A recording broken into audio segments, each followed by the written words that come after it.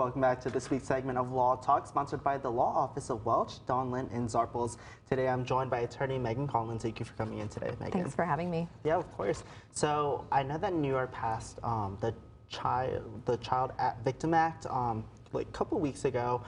For people who don't know at home, what is this act? Yeah, so the Child Victims Act was signed into law earlier this year after more than a decade of debate in Albany, but it did recently go into effect in August.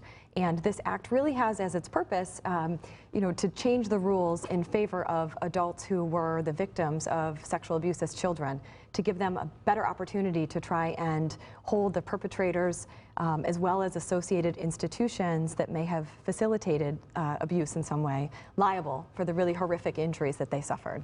Mm-hmm. And what are some of the key components of this act? Sure. So it does have multiple components to it. However, there are a couple of key things that viewers really should be aware of.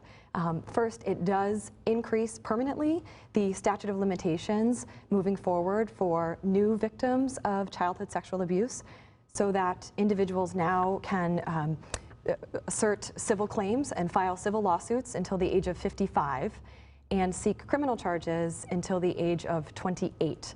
Under the old law, individuals had to act by actually the age of 23, which is really quite young, considering many people it takes years to process, what's happened to them.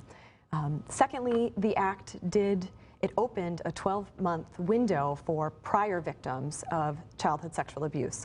So individuals whose claims were barred as a result of the amount of time that had passed since the abuse now can file civil lawsuits, regardless of their age, regardless of how much time has passed since the abuse. And that window is currently open. It opened in August, and it runs until August of 2020.